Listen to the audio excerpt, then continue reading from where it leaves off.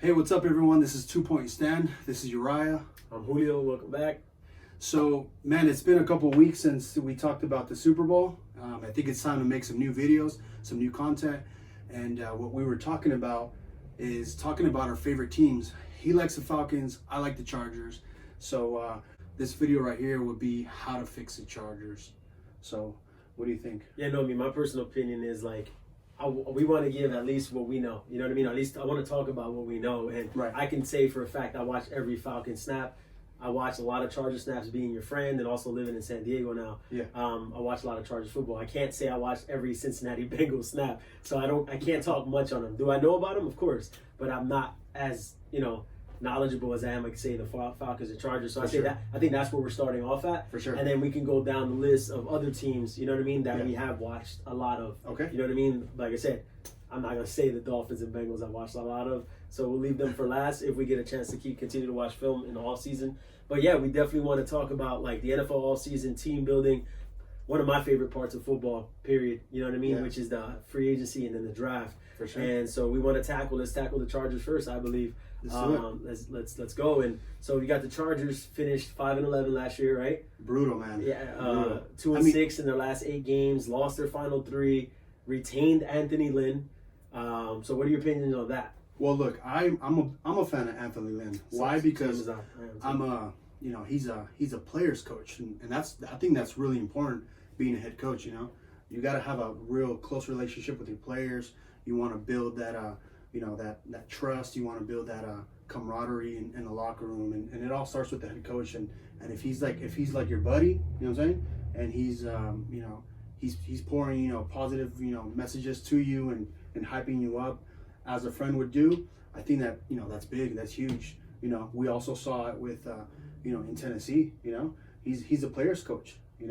And a lot of the players bought into the system. Just Vrabel. Yeah, Mike Vrabel. Yeah, he bought into the system, and it's just that unit was just together. And they were the whole season they're like, hey, the Titans are not going to make it. The Titans are not going to make it. I don't know. They're not going to beat the Patriots. They're not going to beat the Ravens. And look what happened. But I think that's huge when you have that relationship with your head coach, like Tennessee, or in this case, like the Chargers. A lot of the players, really like Anthony, and I like him myself as well. There was a couple of questionable calls, but for the most part, he's not making real bad calls or bad mistakes. So I'm all for Anthony Lynn. So I really like what he brings to the table. So do you like his game planning specifically for each team you're playing? Do you like his in-game adjustments? Do you feel like he does them? Yeah, I think he does. Because sometimes, we start off. Certain games you start off a little slow, and then you can see that second half change. That second half, 180, where you're just like all of a sudden you're just really attacking the defense and really putting up points, and defensively they're gelling. So I definitely think he makes those adjustments, at halftime and throughout the game, needed. Obviously, and we saw it too 2 years ago, 12-4. Man, that whole season was all about adjusting, right? Because we were down most of the time, right? We were like, down your linebackers for sure. Yeah, had no linebackers by playoff time. Exactly. Mm-hmm. We had to use multiple safeties, but see the creativity. He got creative with it. He made the adjustments. We got some W's, some exciting ones. Against Pittsburgh, man, that was a great game. Mm-hmm. Kansas City, man, Yeah, I that's a great was game. jumping around, Mm-hmm. hollering like crazy. So I like what he does. I really like what he does, and it was just a season with a lot of injuries. That's why we went, in my opinion, 5-11. Quarterback. That's something else we're going to get into, but it was time for him to go. You can see they decline in Phillip Rivers, and let me ask you something. In this case, like, you guys run the same scheme we do, which is the Seattle cover 3 defense. Gus Bradley obviously comes from the Pete Carroll tree. Dan Quinn comes from the Pete Carroll tree. Right. Do you think that defense can continue to move forward? Or is he, obviously we know he's going to have to mix up his coverages more. Right. And we pray that he learns that. Like, what do you think about that? Like, you think Gus Bradley is the guy to get the job done on defense? I think he is. He definitely has to make some adjustments because the league has changed. They've adjusted to that cover 3. Absolutely. There's no question. Absolutely. So you definitely need to adjust defensively. And But I think he can, man. He's another creative defensive coach. I mean, creatively, you know what I mean. Even though he runs a cover 3, but he can pull something off, like not the Baltimore game. Not only was Anthony Lynn, but it definitely was Gus Bradley too, and his knowledge of defensive schemes or what he saw against the Ravens. But yeah, offensive coordinator. I don't know exactly what we're going to do there. I know right now we have the quarterbacks coach. He was promoted offensive coordinator. Shane Steichen. Mm-hmm. Yeah, so it's tough. We saw some good creative plays. We saw flashes of good play calling, but I also saw some questionable calls. So it's kind of a toss up, man. I don't know what they'll do offensively. Did they seem predictable to you? A little bit at times, but at times I'm like, whoa, where'd that come from? You know what I'm saying? So. I don't know what to expect from the quarterbacks coach. So, but if we go with the mobile quarterback, we're definitely going to have to expand that playbook. We can't just stay basic, and I'm not saying they were basic with Phillip Rivers, but Phillip Rivers had, there's not much you can do with it's either hand off or drop back. Like, exactly. There's not much. Right. He's not much of a rollout guy, at least in this stage in his career. Yeah, exactly. He had sneaky athleticism when he was a little younger, but now it's catching up to him. So now the real test is what kind of plays are you going to bring to the table with a mobile quarterback? Because we all know they're going to have to go, mobile quarterback, because that's where the league is going.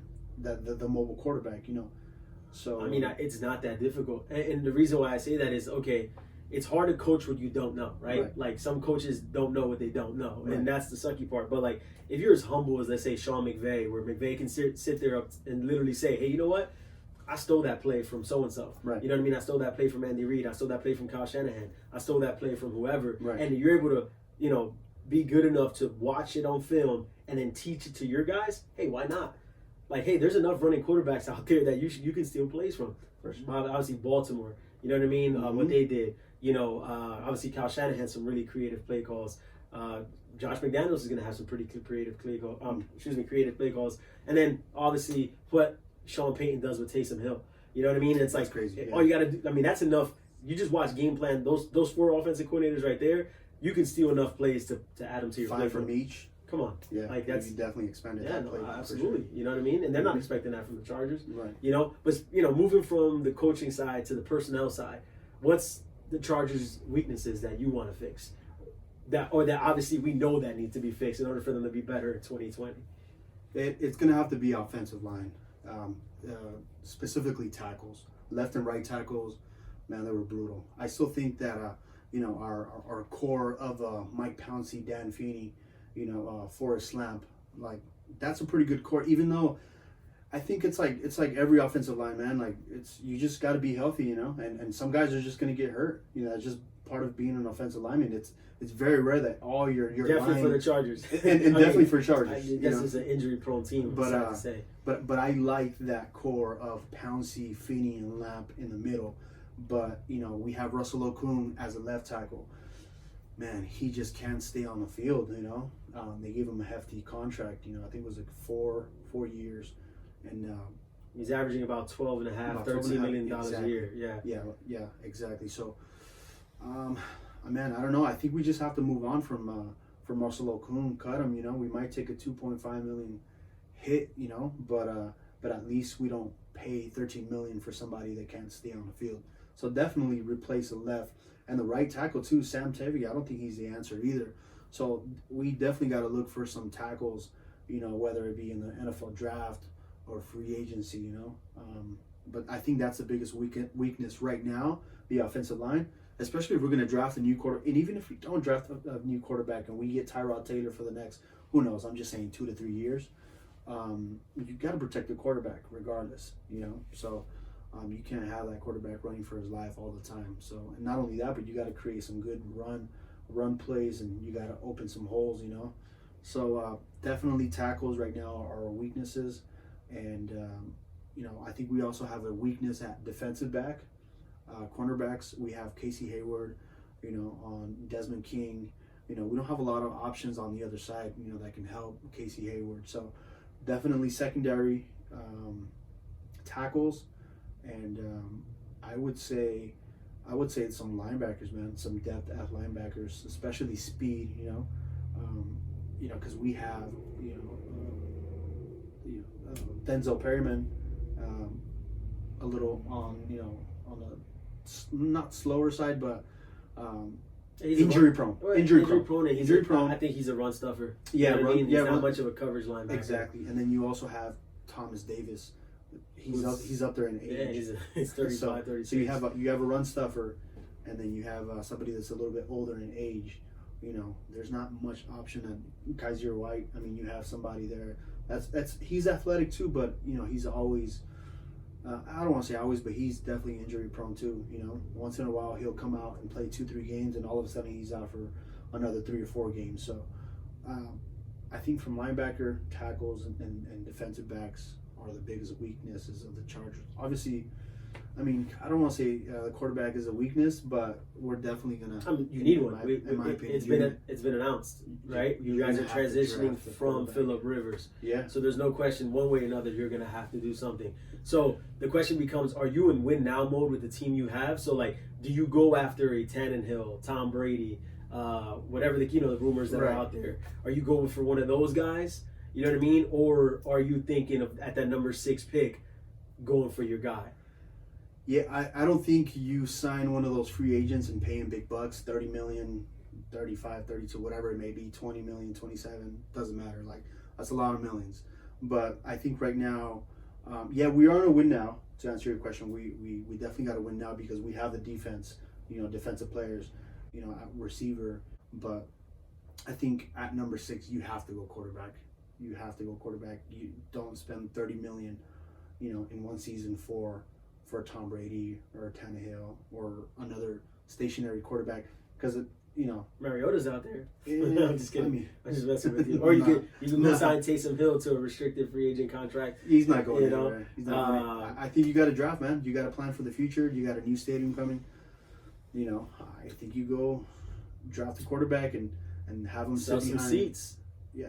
I mean, we gotta pack that stadium out, man. You can't fill a 22,000 seat stadium that's made for soccer for NFL franchises. And that's why the rumors are ridiculous. That's why the rumors are coming out that Tom Brady and this and that because come on, Tom Brady, like he is one of the best quarterbacks out there, but we don't have the offensive line right now to fully, if we couldn't protect Phillip Rivers, like we can't really. I'm not saying we can't protect Tom Brady, but you know what I'm saying. Obviously, how do I put this? I'm not the biggest Tom Brady fan. So me either. And that's not to knock his greatness. I'm just saying I don't like him. But the name came out. But being the competitor, but being the competitor that he is, I also don't want to count him out. Right. I really kind of want to go out on a limb and say he's done. Not retiring. What I mean is I don't think he has enough in the tank to carry a team like the Chargers. That's me personally, especially in a division with Pat Mahomes. Right. I know you have your opinions of Pat Mahomes and that the Chargers could keep him in check. I know you have they that. can, though. And to be honest with you, they have to. With their limited talent in the sense of man, if they had more secondary help, like I said, a healthy Derwin James, right. a healthy Nazir Adderley, a corner opposite of Casey Hayward, a healthy defensive line. If they did it without those guys, I give them the benefit of the doubt to be able to do it with more. Right.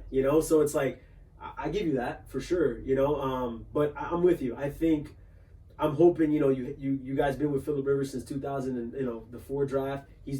That's when he was drafted. He started for you guys in 2005. 2006 was a very special year for you guys. Obviously, nice. Not to recall the Marlon McCree fumble, but hold on to the ball. Yeah, hold on to the ball, man. Go down and game over. Exactly. But I've had my bad luck against the Patriots too, so I can't go there. But either way, a lot of teams have, right? Right. Sensitive subject. But like I said, at the end of the day, man, there's so many players. I can see the Chargers go at 6 and be justified for all of them, right? But I think you're right. I think it's QB time. If you think Herbert, Love, or even if Tua's your guy, and you got to jump the Dolphins and go to number 3 to the Lions and go get them. Yeah, there's a couple mock drafts out there. Tua scares me to trade up for because of his injury history. Exactly. And knowing the Chargers' injury history, that's what scares me because it's it's like a double-edged sword. Like, Oh, not only yeah. does he have injury troubles, the Chargers have injury troubles. So, like, all right, so let's go into it. You got $51 million in cap space. You already talked about cutting Russell Okung. That saves you what? A good 11 mil? 11 mil. Right? 2.5. What is it? 2.5 dead cap? Yep. So that can take you all the way up to about $62 million projected, obviously. Yeah. What do you want them to do with that money? Well, definitely. Before we even get to the draft. Okay, cool. So, we definitely got to invest in left and right tackles. We got to invest in these tackles. I know there's Brian, Beluga out there from Green Bay. He's been injury prone the last few years, man. I mean, who isn't at left tackle? Well, he's a right tackle. A right tackle. Sorry. I mean, a lot of these offensive linemen, are just injury prone. Or at least they can't stay healthy. They can't stay healthy. For sure. What's his name? Jack. Jack Conklin from Tennessee. From Tennessee. Yeah, I mean, and he's a real realistic shot just because can Tennessee keep all their free agents? Ryan Tannehill, we just talked about it. Tannehill, Derrick Henry, Jack Conklin, you know what I mean? Logan Ryan. All these guys are all free agents. Like, can Tennessee keep all of them? Right. Somebody's gonna have to fall through the cracks. So is it Conklin? And I think he's like 26. I think he's still. Oh, he's young. Yeah, he just finished his rookie contract. It's gonna be his 5th year in the league. Yeah, Conklin's out there. I mean, I got a little sleeper for you. Which How about Darrell Williams from the Panthers? Last year he struggled at left guard, but he's a right tackle naturally. Yeah, and I think he was playing out of position, so he struggled. Hey, get Darrell Williams on a bargain deal? Like, why? I mean, although you guys have the cap room that you don't have to go bargain, but I mean, looking at Bulaga and Conklin, I mean, I would probably rather pay less for Darrell Williams. Right. You know what I mean? At right tackle. That's what I would do personally. But like I said, you guys got enough money. Falcons have no money. We'll get that on the next podcast. But yeah, so what would you do with the rest of it? So you like one of those right tackles, one right? of those right tackles. Tevy, not necessarily he has to go, but he needs to be on the bench for now. Oh, for sure. He shouldn't be starting. Left tackle, man. I haven't. What's out there? There's not many. There's not many. I mean, supposedly now that Ron Rivera has taken over for the Redskins, Trent Williams is supposedly still off the block. That'd be nice. I mean, if you could trade for Trent Williams, I mean, although you guys don't have too much draft capital, but man, Trent Williams would be a game changer for sure. So that'd be major. There's obviously left tackles are a rare commodity, so like there's not many available if they're out there. At this point, we might even have to draft one or just roll one more year with Russell Okung and see what happens. I think with the projected cap that you guys have, the fact that let's say the 51 mil, let's not cut Okung.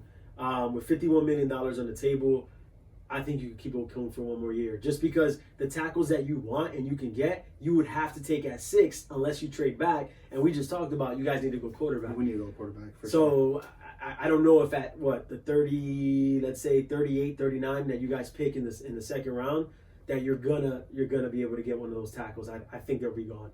You know what I mean? The top 5, I think the top 5 tackles easily would be gone. And then the drop off is significant from there. So I don't know. I would keep Okung. I would, personally. That's what I would do. Like you said, grab one of those right tackles, Conklin, Beluga, Darrell Williams, keep Okung. Hopefully the interior stays healthy. Like you said, bringing back Pouncey, Feeney, Forrest Lamp. That's a solid squad right there. Man, I'll be excited. I would be excited with that. Like you said. And then your plan is, keep talking free agency. Let me know if you want anybody else, and then we'll go after that. So I think what we'll have to do is, I know Hunter Henry's out there. He's a free agent. He's a free agent. Another injury-prone tight end. I think we got to franchise tag Hunter Henry. That's my opinion, because at least just get him one more year to see if he can stay healthy. If we franchise tag him for one season, and he gets hurt halfway through the season, that's it. No strings attached. But if we give him a 3-4 year deal, that can hurt us too. So I think. Have you heard anything that he wants to come back to LA? It's kind of up in the air. He hasn't really said he wants to come back, but there's not rumors that he might be a fit for another team. I know you talked to me the other day. You're like, hey man, that'd be nice if we got Hunter Henry. He's a Falcons fan actually, and he's a Falcons fan. Well, he grew too. up a Falcons fan. Yeah. So yeah, those are the Hunter Henry, and then you could bring Austin Hooper back to California. Not interested? Trazy. Well, in the sense of we don't need to trade capital, but yeah, I know. I'm down. Trade tight end, see what happens. I'm down for it. Yeah, I mean, I don't know if you are. Austin Eckler, I think we got to bring back as well. You know, I like Eckler. I like Eckler a lot. You know what? As much as Melvin Gordon has scored a lot of touchdowns for us, I think it's time for him to move on too. You know, especially the stun that he pulled off. Like me and you have talked about before, depends on how much money he wants. Well, that's true. If we can get him cheap, and I feel bad saying that because I feel like we use and abuse running backs, and it breaks my heart to an extent because they're human beings. They're putting their body through crazy physical toil. That's a new normal. That's a new normal. I know, bro. It's just really. I struggle which I think rookie contracts are going to have to be adjusted and revisited because at least the running backs, we were talking about before. I know this is going to sound crazy. Do running backs count against your cap? Like, you know what I mean? Just because, in a sense, like.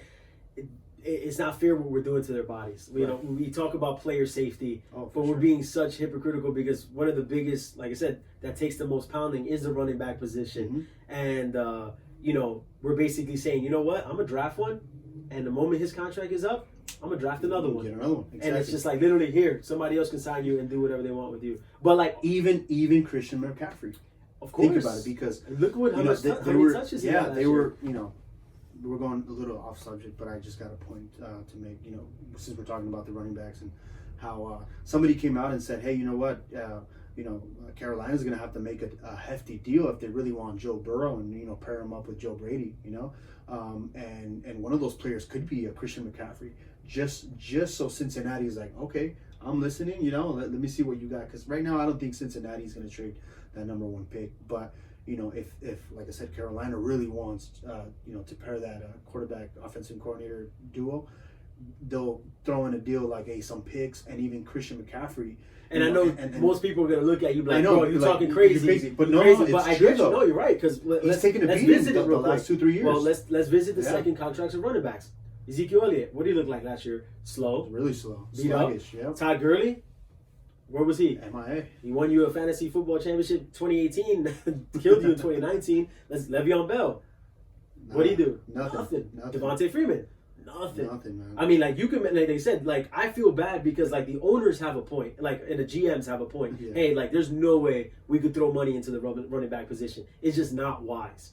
But like I said, as a person who cares about human beings, I'm looking at the running backs and their bodies, and I'm like, man, that's cold, bro. Because like they're putting their all into it, and they might get 4 or 5 years out of the league if they're lucky. One more season like that for McCaffrey, and then did you give him a big, massive contract? 4 or 5 years? How can you when he's received so many blows, and also like he's just taking so many? Like I said, he's taken so many hits. He's had so many carries, so many touches. Like.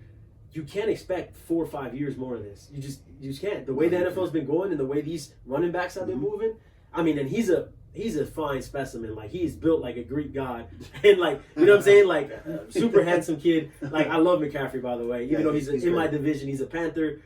Probably my 2 favorite running backs are the teams that I hate, which is the Panthers and the Saints. You got Kamara and McCaffrey. Oh, yeah. I love them both, even though I don't like their teams. But yeah, like I said, like when they're receiving all these touches, like how can you pay them? Right.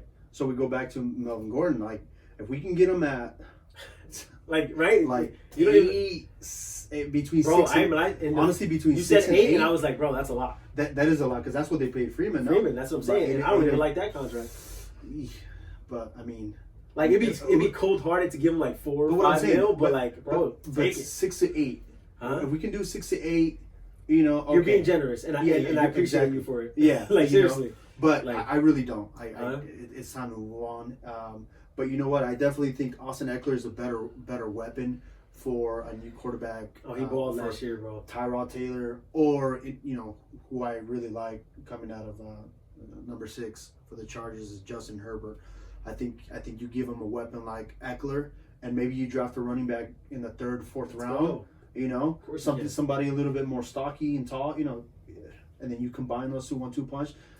And then you still have Justin Jackson, I believe, on the roster. He is, yes. So I mean, you're set, man. Then you can use the running abilities of Tyrod or Justin Herbert to really, be something special on offense. So I think you got to re-sign, Austin Eckler, or add a couple more years. You were talking about what tag you were telling me right before we started. Well, for Eckler, you can use a transition tag. Basically meaning you can put a 1st round tender on them, 2nd round tender, and what that means is you got the right of first refusal to whoever tries to sign him. Mm-hmm. But if you do lose him, then you would get that pick in return from that team. Which I think Which match. If you do a first round tender, nobody's touching that. They're not giving up a first rounder for Austin Eckler. I'm sorry, it's not going to happen. Right. But if you put a second round tender on him, yeah, I mean, do you want to lose Eckler? Obviously not. No. But you'll take an extra second round pick. Yeah, of course. You know what I mean? No, yeah. That's obviously and that's obviously if you don't want to match that contract. If you do want to match that contract, then hey, go ahead. Yeah, I think he's still pretty fresh. You can still get 2 years, which I agree, 2 to 3 years out of him, and then that's so sad that we're saying that we can get 2 years out of him and then just dump him. It's sad, but it's a reality right now in the NFL. But it is sad. But going from when he went undrafted free agent to getting a multi-million-dollar contract, I hope yeah, me too. That's good for him. But at the same time, like I said, I pray that that would be a great story. Yeah, exactly. It would be, and but you pray that he stays healthy enough. Mm-hmm. So like you said. All right, so we're going to sign Eckler. Hopefully one of those right tackles. Franchise Hunter Henry because you don't want to give him long-term money considering that he's injury prone. Give him one more year. But you are willing to give him Travis Kelce, Zach Ertz, George Kittle money, even though for 1 year. At least for 1 year just to try him out. Because we have the money. Okay. Because we have the money. Okay. And you know what?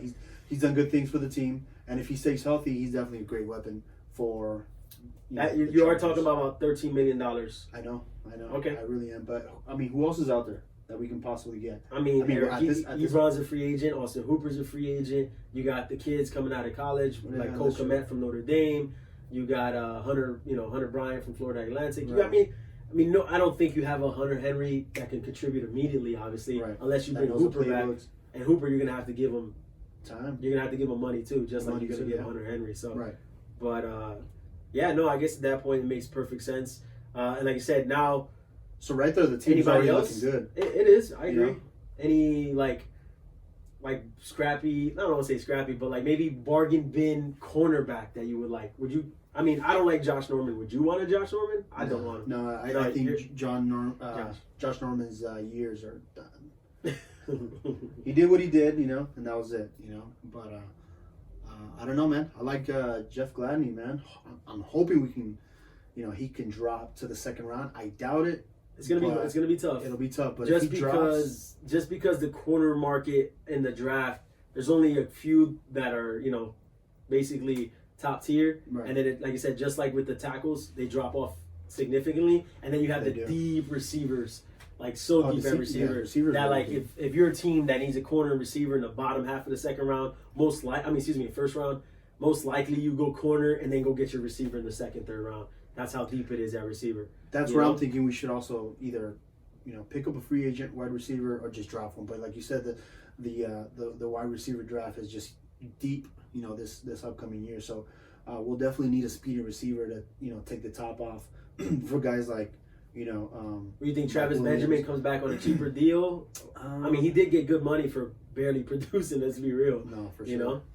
If we can get it'd have to be a pretty good discount, But yeah, we never know because sometimes these guys think that they're worth a significant amount of money, and then the teams are like, "Nah, I'm not signing you to that." He's also not available all the time. No, I agree, and that's another thing is like, do you even want to put money in there with such a deep receiving draft? Mm-hmm. Do you even want to give him money at this point? You just draft a kid with 4.2 speed, 99 speed. Yeah, is that Madden speed, right? And just tell them, hey, just go deep. That's it. Just go deep. Run a deep post, or just just go long. Take the top off. And then you give your tight ends and your running backs and receivers enough time to get open and run their plays and take a safety or two out there. So you, but if he's available out there, like, hey, I'm wide open, 10 yards, throw to me, that'd be great. But man, I think those are good additions for the Chargers, and that it'll be solid, man. Honestly, I'm excited. There's a lot of guys on Facebook and social media. They're like, Tyrod Taylor, what are you guys doing? That's why you guys suck and X, Y, and Z. I'm just like, man, you guys don't know football, because Tyrod he can still ball. But, I think Tyrod is just going to be there for the 2020 season, and then you're going to have, in my opinion, Justin Herbert sitting behind him. So you want to do the Pat Mahomes thing where he sits in here, basically sees where it goes. What do you think? All right, let's say Chargers start off 2-4, 2-5 with Tyrod. do you give the kid a chance? I mean, it's still early to say that, obviously, because we don't know, the ramifications of what's happening. Like, it's tough if everyone comes back healthy. Man, that's what I mean. It'd be hard to go to 2-5. But if you do go, and that's what I mean. And we're not talking about injuries. We're just talking about like, hey, your couple missed Tyrod Taylor throws from being 5-2, and now you're 2-5. Like, do you go with the kid, or do you still want to stay with that plan? Like, all right, no, the kid needs to sit, learn, and then next year we bring him in. I think he needs to sit. No matter what. No matter what. I still think he needs to sit. If we go 2-5 again, if we have another, 5-11 season, and we get another top pick, great. But I still think Justin Herbert needs a little bit more time. He's definitely a general. I saw him in the Senior Bowl, and even against Stanford. Man, the way he balled out. Against Stanford, he rushed for 3. He didn't really. Or Georgia. Georgia. Mm-hmm. He rushed for 3, and he didn't need to throw it that much. But when he threw the ball, there was some promising throws, but then there was some throws that were just like, man, that's, either they're underthrown or overthrown, and I still think he's not ready. So if he comes in halfway through the season, he might just, I mean, he looked great at his play action RPO game. Oh, that's like of course. Like now. But if we're 2-5, something's going on. Either yeah. injuries at offensive linemen, that Tyrod can't make the throws, or he's getting that's costing us games, and then you throw the kid in with something like that, But if you're talking about a healthy offensive line, I don't think we'll go 2-5, even with Tyrod. So, but Justin Herbert with a healthy offensive line. And your schedule next year, are you aware of it or not off the top of your head? Not at the top. I saw it. I just don't recall. I know we got the NFC South. NFC South for sure. But who do you pay in the AFC? I gotta look that up. Obviously, I think the good thing is, Jaguars, hey, hopefully you start with Carolina, because Carolina's under transition right now. Luke Kuechly retires. We don't know if Cam is coming back. When it came out, I saw it, and I was like, okay, cool. But then I didn't go back at it and really study it. Which it's hard to speak now. Like, I know NFL.com released the strength of schedules, based off last year's records, but obviously with free agency and the draft, we don't know what these teams are going to look like. Man. And it's not who you play, but when you play them. Right. And that's another big thing for me, I think, in football that people always discount, and it's super important. Right. And the mock draft, don't pay attention to the mock draft. It's too early. It's way too early. I like to know. The only reason I listen to them, first of all, just when I'm driving, it's whatever. It's like, some of the guys do have some. No, it's cool. It gives you an idea of where these players can go. You know what I mean? It does give you at least a little basis on where they can go. But like I said, it's way too early. Right. Before free agency and cuts and all that, you can't. For all I know, we're going to go Jordan Love at 6. Or we'll go offensive lineman, in the first round. I don't know. Yeah, at that point, if you go offensive line, unless you bring in one of these expensive quarterbacks, I think you're playing for 2021. And then hopefully that you get a top 2 pick for Justin Fields or Trevor Lawrence. That's what I would think. Why would you... man, I don't know. You might want to I'm saying you might want to build your offensive line first before you bring in the quarterback, which makes sense. But like I said, at that point, you might be kind of... Because Justin Herbert is definitely a franchise quarterback for the next 10, 15 years. I hope so. I like the kid. I like the kid personally. Not that I know him, but at least in interviews and what I've heard of him, he seems like a cool kid and a good kid. He's a competitor, and that's for sure. And he looks great coming off the bus. 6'6", 225 pounds. That's a quarterback. That's when you look at the kid, you're like, all right, that dude's built different. Oh, for sure. Kind of like Cam. He's a little 20 pounds lighter, but sure. But still, yeah. Those are just a few things that I think. Fixing the Chargers. Yeah. Let's just say crazy thinking, you guys get those players. Give me a little prediction. Let's say with what you have in plan, hey, Telesco, listen to Uriah Rincon. He's got an idea for you. I'm gonna tag you. Yeah, listen exactly. To this. If that goes down and you guys get those guys, what do you predict? 11-5, 12-4. More than 10. Yeah. More than 10 wins. I think with Tyrod at quarterback. With Tyrod at quarterback. Okay. I think so. Because look, think about it. Tyrod doesn't turn the ball over that much either. So he's not gonna, have 30 interceptions. You know, who has Jameis? That's what I'm saying. Actually, he's available. He's available. He got LASIK surgery. Yeah. Maybe he can see better now. You know what I'm saying? Instead of seeing like 8 receivers, he realizes there's only 4 out there. Only 4. Oh, yeah. But I don't know. I think we'll do all right. Bringing everyone, back, and everyone's healthy. I think we'll go. We can win. Let's go. New stadium. We're going to be there next year. Whoever wants to join us, Falcons are coming to LA to play the Chargers. So 2-point stance will be there. Looking forward to that game for sure. We'll definitely be live. We'll do a lot of stories. Yeah, excited for that. Broadcast out there from the new stadium. New stadium, 11-5 record. I'll sign up for that. I mean, I'm not even a Chargers fan. I'll sign up for that. Yeah, for sure. And just defensively too. I mean, if defensively you can give Tyrod Taylor a lot of opportunities, I mean, something can happen out of that. Yeah, no, for sure. Absolutely. One of those 5 losses will be against the Falcons, no question. So we know that. But yeah, it'll be fun. Cool. So yeah, that's it. That's fixing the Chargers with Uriah Rincon. 2020. He can say that. He can back it up. He watched every Charger snap of 2019. Speaking on 2020. So hey, but what do you guys think? Like, do you guys agree with me? You guys don't? Do you think we should go Justin Herbert, Jordan Love? What do you think we should get in the free agency? Goal line and wait till next year for quarterback? Yeah, let us know. What's your opinion? But anyways, thank you guys. Drop us a like, hit the subscribe button, and we're going to be doing another video shortly. We're going to talk about the Falcons now. So stay tuned for that, okay? All right, take care, guys. Have a good one. God bless.